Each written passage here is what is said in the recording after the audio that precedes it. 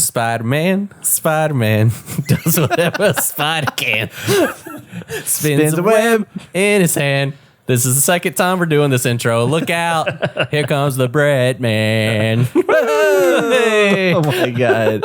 Oh, man. So we are doing our Spider-Man 2 official review. Last time we did a first look, which was longer than anticipated, but there's a lot to talk about in this game.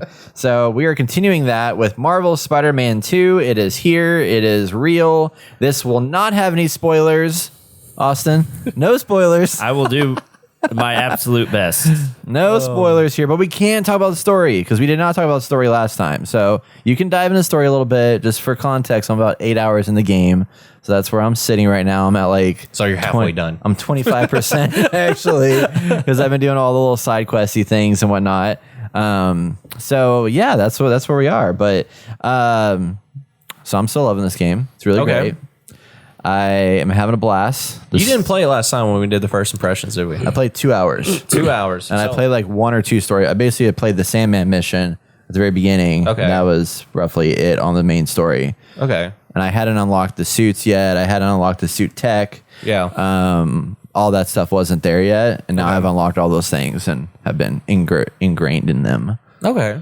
Yes. How are you feeling since you're a little bit further into it? You said you're 8 hours in now. Yes. That's right. I really enjoy it quite a bit. It's definitely, like I said before, is more Spider-Man, which is not a bad thing, but it's not doing anything like significantly like wowie different than I thought it would. Not that I expected it, I guess, necessarily to do anything like mind-blowing, but I think everything it's doing is just an evolution of what the first one was. Like, the world's bigger.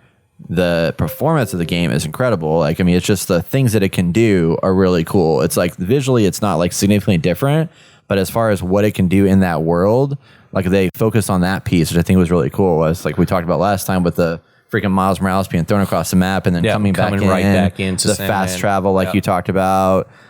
Just all the different movements and motions that I'm doing through the sky, and even like in all these different missions as things are happening. And there's just like, I did one of the set pieces early on with the ship and stuff that was like crashing in the water and everything. And I was just like, this is like such a epic looking set piece, but it's all interactive and you're able to do things all around the world in that. And I think that's really, really great. And I really love what they've done with the traversal stuff. Like so the way I'm playing it right now is I'm unlocking, as I unlock side objectives, I'm doing those side objectives so I don't get overwhelmed at the end of the game. So I'm like, I've done all the Marco's like mysteries things. I've done all the photo ops. There's a couple more that started to unlock that I've started like doing and going through the map, which helps me get used to the map itself and just kind of like navigate through all the different aspects and pieces. So I've explored the whole map now, and I've been up really high up in the buildings, and I've seen all these cool little Easter eggs all scattered throughout that are like new from like the past. Yeah. And it's like, I've never been to New York City, so like I'm a big fan of architecture. So just like flying through and just seeing like, oh, there's a Guggenheim Museum. That's really badass looking. Like seeing that in real life, and then like, oh, there's a crime. Let me go help these people out and solve this crime real fast. Did you find the Twin Towers Easter egg? Not yet. No. They also there's one building in there that's not in there. That's in New York and not in the game. Oh, really? Yeah, because of copyright issues. Oh, really? Because the new owner bought the building and they weren't able to put the building in there. And is it the Empire State Building?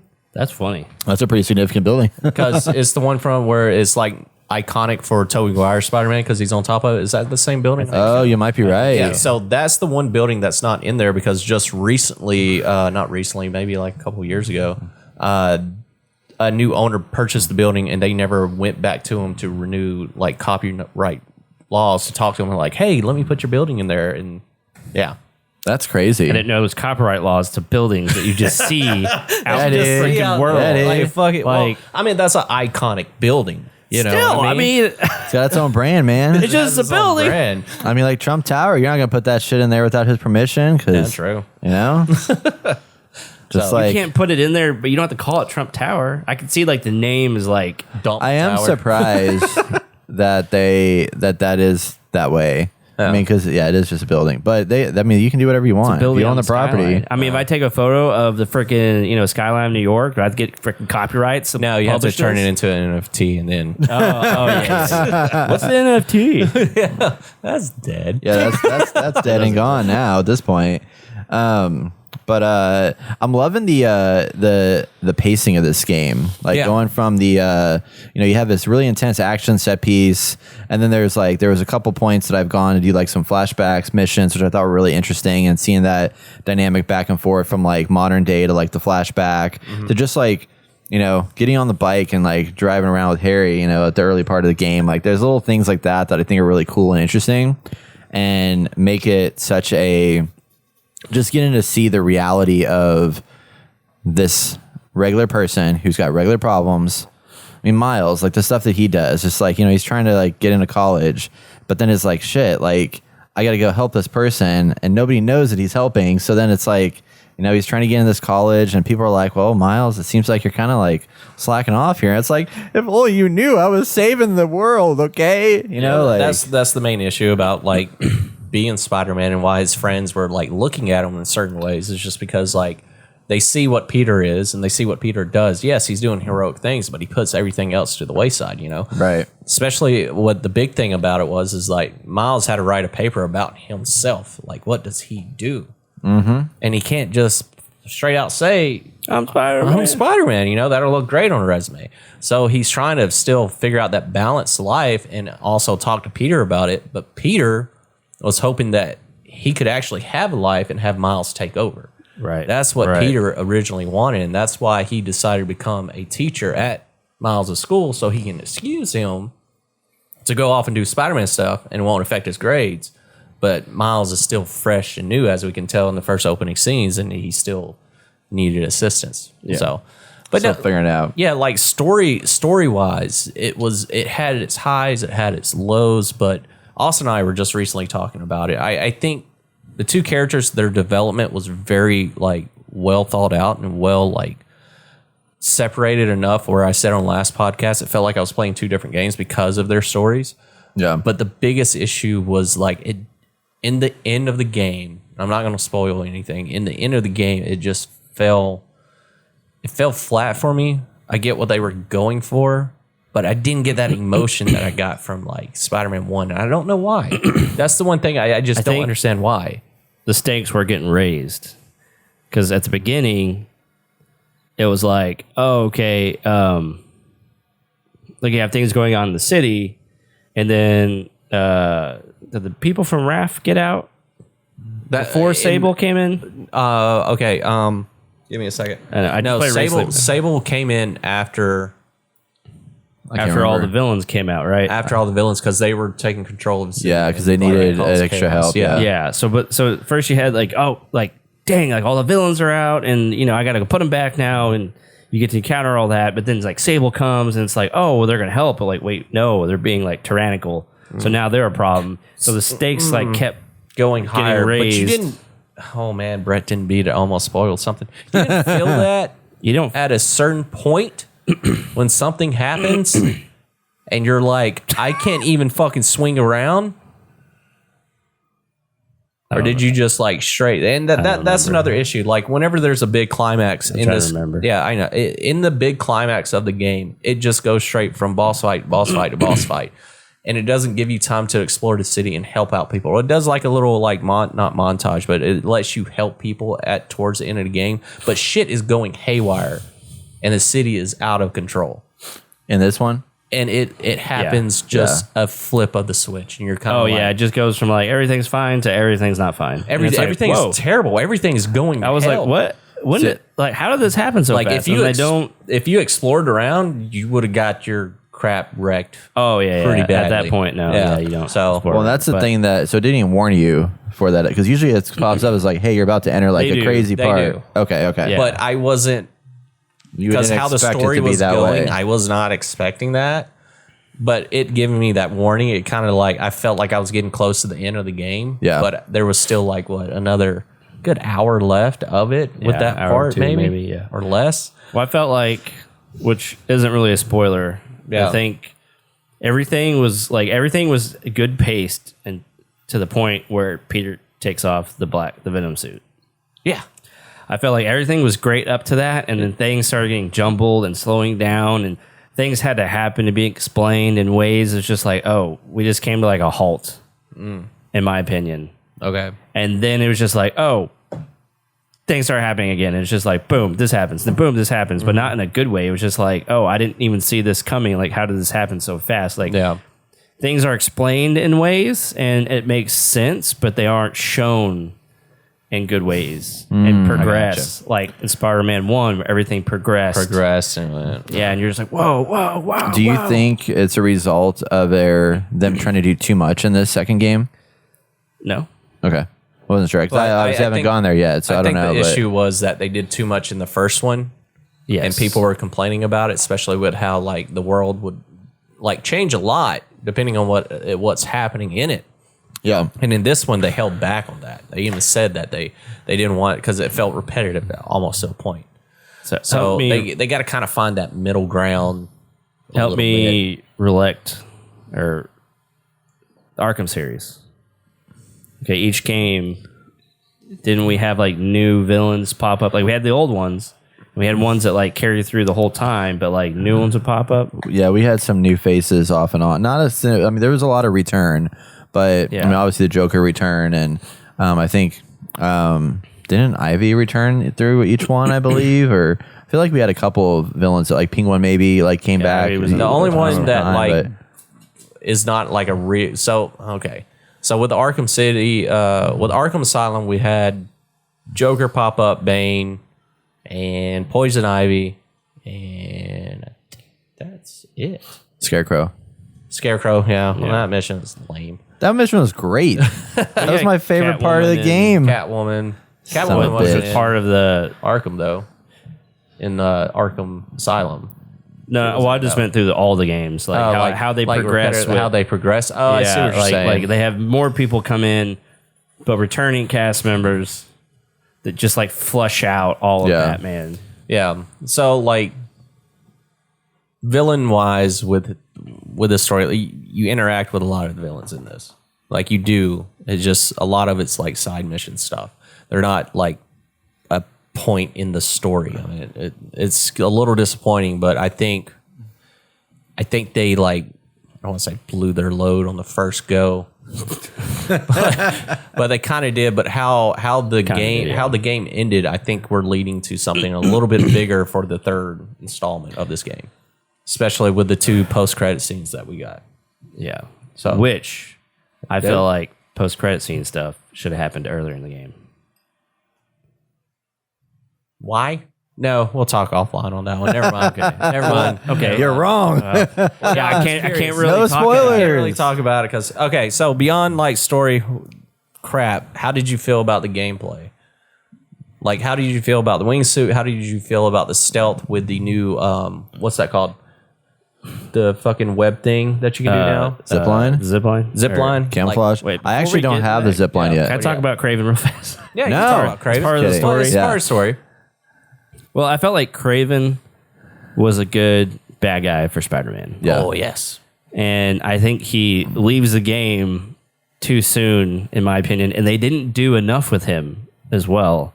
Like, did you get to the part where he fights Scorpion? No. Okay. Well, Kraven has to go up Thanks against for Scorpion. spoiling. Yeah. Well, he has to go up against a lot of people, so no spoilers there. And what happens with that clash, it was just like very anticlimactic, and I'm just like, man, I didn't think it was.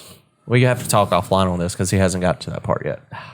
But like, to me, him hunting down these villains and like unleashing them out of the prison and like hunting them down. but he didn't really. Spider-Man, it takes everything for Spider-Man to do it. He did it like that, like nothing. So that puts that villain on a pedestal. You know what I mean? Like, that's why on the last podcast I said whenever I watch Kraven, I am terrified to fight him because he is taking out my villains left and right without any problems. He's killing them, which Spider-Man, doesn't kill, so maybe I'm holding back a little bit, but fuck, dude. just doesn't all pan out for me. Okay. Because if Kraven is so strong and smart, why can't he take out? I mean, technically, I guess he does really fucks up Spider-Man.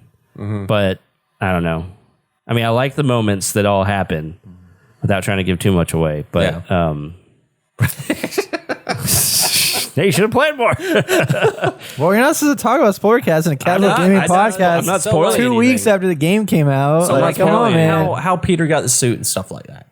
I thought that was a phenomenal twist, and it was amazing. Yes. So storyline wise, all that build up was great. It just what fell flat was the ending for me. For storyline wise, it's just the ending for me. It just wasn't as impactful as the first one. The rest of the story, how they were slowly building up to this, to me was great and outstanding. And then when you read the dialogue on what's going on with Peter and what's going on with Miles, because there's separate dialogue inside the menu that you can see on what they're like thinking about and what's happening, you can see how it changes and goes back and forth. So I think what they storyline wise, it's great.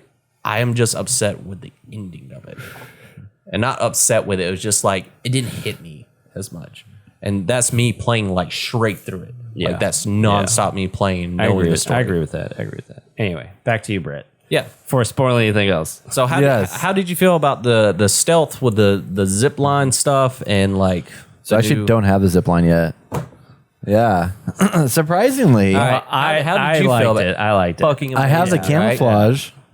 It really helps. I can everything. camouflage and shit. It's pretty cool. So the zip line stuff, right? Outstanding. Yeah. Have you seen the photos people have like been taking? So Oh. So with the photo mode, they take a zip line and they hang people from it. Yeah. And they're like, what I see, and then they show what the villain, like the bad guy sees, and he looks up and you just see like Spider-Man lurking in the dark. You only see his eyes and it's all dark and these people are like hanging that. from it. I'm like, oh my God. That's pretty cool. That's pretty cool. Yeah, I gotta look this up. I didn't think about that. It is, and like this one, and they're like taking the photo stuff in this is amazing, especially with the new zip line thing. Yeah. Because you have people going on top of the city making a giant web and having Spider-Man just lay on it like this because you have different like I would call them emotes or whatever. Right. Just laying down and just like taking the photo and stuff. It's just like wow, it's just outstanding what people Yeah. are doing with it. So Might need to go on Reddit, find the best ones. I found it on TikTok, but yeah, Or TikTok, it's just, it's so good. Yeah, it's definitely the traversal stuff is really cool. I mean, I just started unlocking the L1 powers as you're flying through the air, like the traversal yes. stuff. You know, I where you, unlocked that towards zip the end. through and all that. Yeah. Well, I love having like all the traversal stuff, like for moving around the city. Like I feel like that's so advantageous for like play style and stuff like that. And I'm finally getting a hang of the gameplay like flow.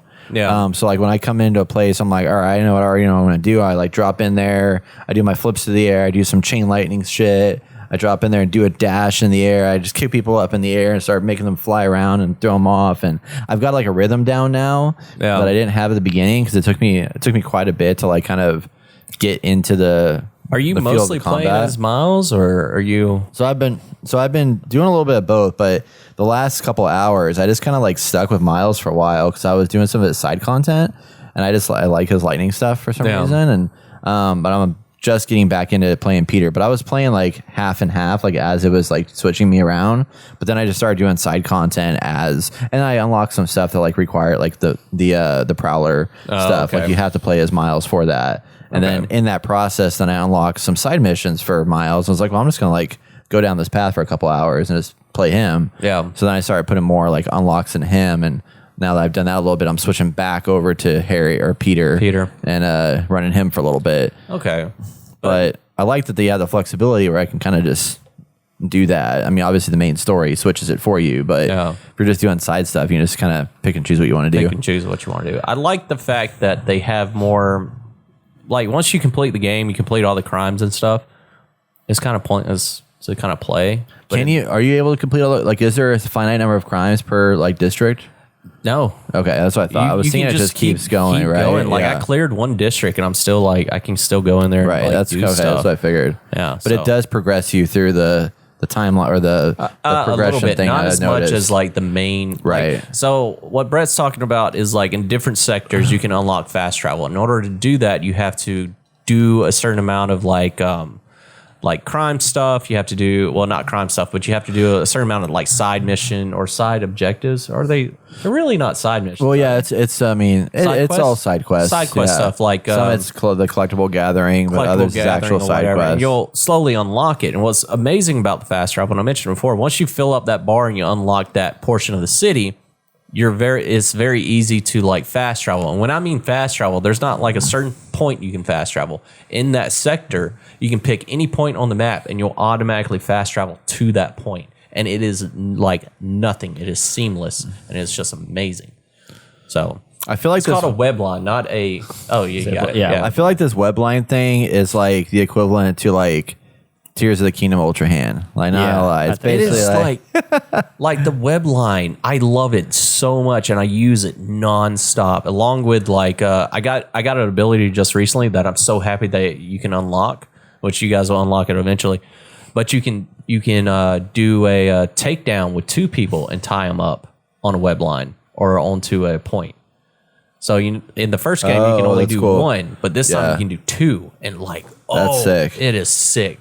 God, I kind of want to replay this game. Fuck, dude. Now, is the web line unlocked through the skill tree, or is that unlocked through story progression? Story progression. Okay, that's what I like figured. you should be close to it Yeah. actually. Okay. So, but yeah, the web line, love it. I love the wingsuit. I think those were like the 2 major things that they did. The gadgets are very similar to the old ones. Yeah. You don't have the web bomb, which is a little disappointing. You have like a little shock thing that's almost like the shock thing, the little drones that go out in shock. That was part of a costume upgrade in Spider-Man 1. So they don't have the costume. Tony Stark's. Yeah, they don't have the costume upgrades in this one, and this one is just a gadget that you have, and this one just stays out and just pew pew pew and just shoots. Yeah. It's just one little bot. And then they have the concussion grenade, which I love using on top of buildings, just knock people down. And then the web shot or whatever that shoots a shit ton of webs everywhere. That's like pretty pushes cool. them all out. Yeah. There's one that brings them all in. Yeah. Oh, the one that brings them all in is fun to play. I with. love using that one. One's Yeah. fun. I would do the one where they bring them all in, and I upgraded to have like other objects come in and hit them. hit them. And I throw my little shot out, and it go. Yeah, that's awesome. But yeah, the creators of the game thought they gave too much power to the players, and that's why they took away a lot of the gadgets because you only have 4 gadgets. Yeah, Yeah. Instead I'm okay of, with that. Yeah, I'm okay. I like that because there's so many different moves and stuff in the game that it's like I don't really care to have that many. Like I also like the fact that they stripped out the gadgets from the suits. Like I like that the suits are just like it's just a cosmetic Just thing that cosmetic like thing. if Yes. I don't want to It's waste money on that, I don't have to waste money on it. But there have been a few suits I was like, you know what, I'm already gonna get this. Well, one not and real try it money, out. but, like, right, yeah, tokens. in game, yeah, tokens and stuff. Like because you all use what is it, the city parts or whatever the hell it's called. Yeah, that it's you the collect. hero tokens and the city tokens. Yeah. Or the crime tokens that you collect throughout the game. Yeah, But so it's like it does require a lot of those, like unlock all the suits. But I was like, I'm probably gonna just wait to the end of the game to unlock most of them. Oh, yeah. But there's been a few I've been unlocking. And I was like, oh, that's pretty badass for Miles or I think Peter Parker. I think hands down my favorite suit is the animated Venom. Oh, I don't have that one yet. That sounds cool. Because it does the whole, like, the suit itself has a red and black tint to it that, like, is around you. So when you move around, it moves too. Oh, that's pretty It cool. looks just like the animated cartoon. I'm like, That's okay, awesome. That's my favorite suit. Yeah. So Yeah. It's been great though. It's definitely not, I mean, like I feel pretty confident. As much as I like this game, this isn't something that's gonna be on my game of the year list. unfortunately, not for me. Yeah. Just because it's like it doesn't there's just so many games this year that brought something like this is a great game with a great story, great gameplay and all that stuff, but it's not doing anything that's like inherently revitalizing, I don't know, like repositioning gaming in any way. Like Baldur's Gate, as an example, it has literally changed the way we think about what games can be with like how they do their storytelling and Back stuff to like thinking that. about what games should be. Well, yeah. And this one, it's like, it's a fun, like I attribute, and I hate saying this because it sounds negative and it's not meant to be negative, but it kind of reminds me of like a Michael Bay kind of experience. Like it's a big, flashy, fun ride. Yeah. But it doesn't have like as much of the, I mean, I'm curious to see kind of, I mean, obviously the story is way better, but it's still not like, this story is not going to make me think about this 10 years from now, probably. Yeah. Like so far of what I've experienced. It's not a Red Dead Redemption 1 story is in my mind. So Fair enough. but I love this game, and it's crazy this came out this year because there's so many good games, and this one just is going to get that, but it's still a fun game to play. Well, I think it's on my top 3 game of the years But as the game of the year, I do not know where it's going to be 2 or 3. 2 or 3. It's definitely not 1, which is sad. Yeah, I'm not sure They yet. do a lot of things right. Like they improve the gameplay. Quality of life changes are here. It's a lot more fluid. Yeah. The action's a lot more fluid. Everything's, just as fun. Even though they took away those gadgets, like it's still really fun to do all the stuff. Yeah. But yeah, just the story just did not pan out at the end, Yeah. which is surprising. Yeah. I don't know, I would still probably, if I were to rate this game, I'd probably give it like a 9 out of 10. Like that's a great game, It's just so many. It's probably for not me a on 10. my top 5, maybe. Yeah. But I'm still not sure if it'll fit in the top 3 yet. I really thought it was going to get Game of the Year. Yeah. Like halfway Yeah. through, 100%. Yeah. 3/4 of the way through, like the story it was good. I had some issues. It was good though. Yeah. And it's just the way it ends, just kind of like, oh, okay. Yeah. Well, I mean, endings are hard. That's the biggest thing. Yeah. And it's also tricky too, knowing that, I mean, this isn't a spoiler because we knew they're going to make a third one, but it's kind of like, I think I haven't watched it yet, but y'all watched the latest like Spider-Man movie. And I've heard a lot of people say, I think it was a recent Spider-Man movie, not the animated one, but the regular one, that like it ended with like, oh, there's a next one. So it's kind of like a bridge between like two It wasn't movies. supposed to be a next So it's kind of disappointing though, in that it ended that way, and that, okay, we know there's more coming. It's like, well, that sucks. Yeah. Yeah. Well, And I that was wonder if actually this- supposed to be Tom Collins' not Tom Collins. Tom Holland. Tom Holland's last I like a good Tom Spider-Man Collins, film. isn't it? But yeah, like I set it up for like another one's coming, but technically it was supposed to be his last one. But he's actually coming back, so There you go. it might be.